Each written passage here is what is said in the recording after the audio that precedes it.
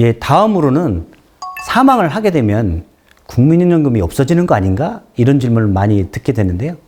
그 내용에 대해서 설명드리도록 하겠습니다. 첫 번째가 유족연금입니다. 국민연금을 납부하시다가 돌아가실 수도 있고 국민연금을 받다가 돌아가실 수도 있잖아요. 그렇게 되면 연금이 없어질까요? 그렇지는 않습니다. 가입자 기준으로 봤을 때 가입자가 사망을 하게 되면 가입자의 배우자, 그 다음에 배우자가 없으면 자녀한테 넘어가요. 자녀가 없으면 부모한테 넘어가고, 부모가 안 계시면 손자녀, 손자녀가 없으면 조부모까지 이런 순서로 가도록 되어 있습니다. 배우자는 연령을 따지질 않아요. 그런데 자녀가 있을 경우, 배우자는 없지만 자녀가 있다고 했을 경우에는 25살까지만 지급하고 끝을 냅니다. 근데 사망 당시에 총각인 경우에는 배우자도 없죠, 자녀도 없잖아요. 그랬을 경우에는 부모를 따지게 되거든요. 근데 부모님도 무조건 지급하는 것이 아니라 사망 당시에 그 연령을 적용하는 게 있거든요. 60세에서 탄생연도에 따라서 65세 사이에 있는 사람들이 그게 적용이 되면 그때부터 부모님한테 유족연금을 지급하도록 되어 있습니다.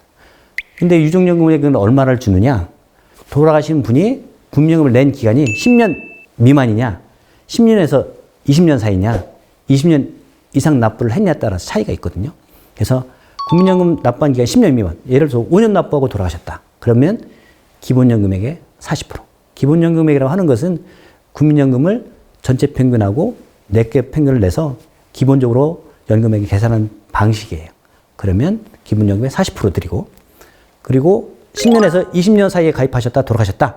그러면 기본연금액의 50%. 그리고 20년 이상 가입하셨다. 그러면 기본연금액의 60% 지급하도록 되어 있습니다. 다음으로는 부부 중 국민연금에 한 사람만 가입했을 경우를 설명드리도록 하겠습니다. 남편하고 부인이 계세요.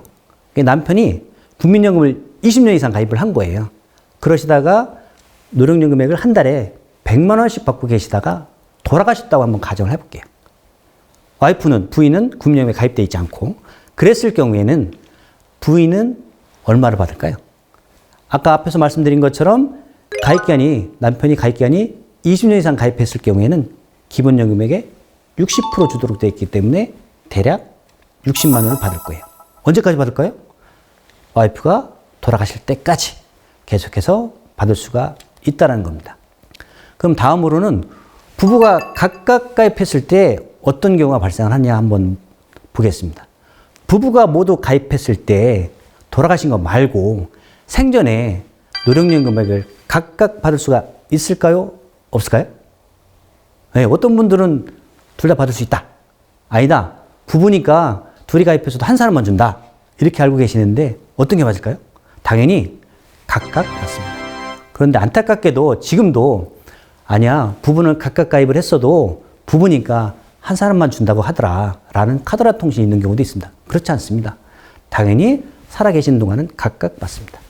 그런데 부부가 살다 보면 언젠가는 한 분이 먼저 돌아가실 거 아니에요? 그죠? 남편하고 부인이 이제 국민연금에 각각 가입을 했어요. 남편은 노령연금액을 100만 원 받고 있고 부인은 60만 원씩 받고 있다고 한번 가정을 해보겠습니다. 그럼 돌아가실 때까지는 각각 100만 원, 60만 원씩 받겠죠? 그러다가 남편이 먼저 돌아가셨어요. 그랬을 경우에는 부인은 연금액을 받을 수가 있는데 각각 가입했기 때문에 두 가지 사례가 나옵니다. 첫 번째 사례는 뭐냐? 앞에서 설명드린 것처럼 20년 이상 가입했을 때는 유족연금액이 60% 나온다고 했어요. 그러면 1번은 60만 원 받는 거예요. 그럼 2번은 뭐냐? 부인의 노령연금액이 60만 원이죠. 여기에다가 더해주는 게 있어요. 그것은 뭐냐? 100만 원에 대한 30%가 아니라 유족연금액을 다시 계산한 다음에 그게 다시 계산한 금액이 60만 원이죠. 거기에 대한 30%를 더해줍니다. 그러면 내 거 60만 원에다가 더하기 18만 원 하면 368이니까 더하기 18만 원 하면 78만 원이 되겠죠. 그러면 1번은 60만 원, 2번은 78만 원이 되는 거예요. 그래서 둘 중에 하나를 선택하는 거죠. 근데 이거를 누가 알려줄까요? 국민연금공단 직원이 알려드립니다. 두 가지 사례가 발생을 하면 이 두 가지를 모두 안내를 해드려요. 그런데 만약에 부인께서 78만 원, 60만 원보다는 78만 원 많죠? 78만 원씩 받고 있다가 재혼을 했다고 한번 가정을 해보겠습니다. 재혼을 했어요. 그럼 어떻게 될까요? 그러면 내가 78만 원 받고 있는데 유족연 금액인 18만 원은 없어져요. 소멸이 되고 내 거 60만 원만 계속 받을 수가 있다는 뜻입니다. 그래서 내 노령연금은 78만 원씩 받고 있다고 하더라도 내 노령연금은 살아 있다라고 보시면 됩니다. 그러면 국민연금은 압류가 되는지 한번 여쭤볼까요? 국민연금 압류가 될까요? 안 될까요? 국민연금은 내신 보험료는 어떤 압류가 되지도 않고요. 담보로 제공할 수도 없고 저당을 잡힐 수도 없습니다. 다만 국민연금을 받게 되면 내 연금액으로 수령을 하게 되면 압류될 수도 있어요. 내가 만약에 신용불량자라든가 어떤 채무가 있을 경우에 내 연금액에 대해서 압류를 할 수가 있습니다. 그런데 국민연금은 어느 정도 최저 생계를 할 수 있도록 그렇게 보장해 놓은 제도라서 얼마까지는 압류를 못하도록 법상 이렇게 걸어놓은 게 있어요. 그게 매월 185만 원입니다. 그래서 185만 원 이상이 되면 그 나머지 부분에 대해서는 압류가 될 수 있겠지만 185만 원까지는 압류가 안 됩니다. 그래서 만약에 내가 연금을 받고 있는데 보통 금융기관에 가서 국민연금 안심 통장이라는 걸 만들어 놓으시면 그쪽으로 입금이 되거든요. 그러면 185만 원까지는 압류가 안 되도록 해놨기 때문에 걱정 안 하셔도 될 것 같습니다.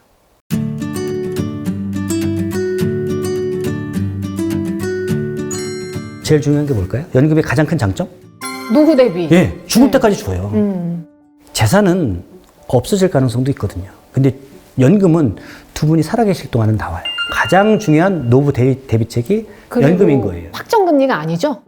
매년 변동되는 거죠. 변동이 물가 상승률에 따라서 올라가서 한때는 최고 많이 올랐던 때는 4.7%까지 오른 적도 있었어요. 그리고 뭐 적게는 뭐 그보다 낮은 것도 있지만 해마다 한 번씩 올라가고요. 이게 복리 개념이라서 전에 받던 금액에다가 오른 퍼센테이지를 올려주는 거기 때문에 복리라고 생각하시면 돼요. 물가 상승률을 감안해서 인정을 해서 줍니다.